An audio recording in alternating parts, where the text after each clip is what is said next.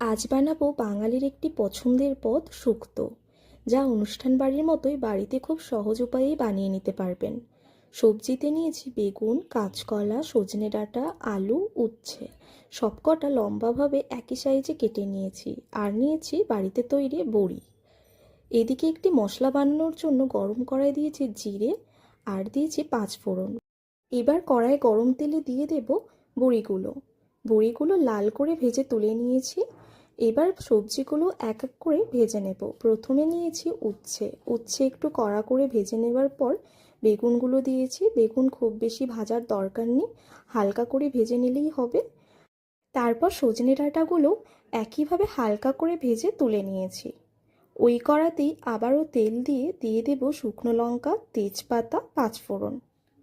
এবার দেব আলু আর কাঁচকলাগুলো।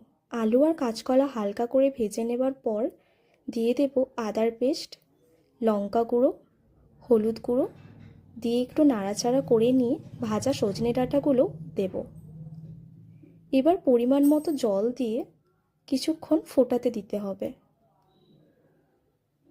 কিছুক্ষণ ফুটিয়ে নেওয়ার পর স্বাদ মতো নুন আর হালকা একটু চিনি দিয়েছি।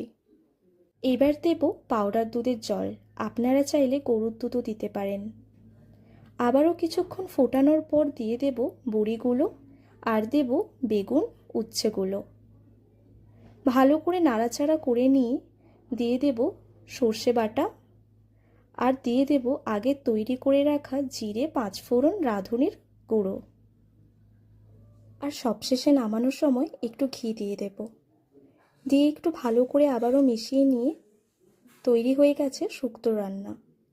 রেসিপিটি ভালো লাগলে চ্যানেলটি সাবস্ক্রাইব করে একটি লাইক আর কমেন্ট করে দেবেন।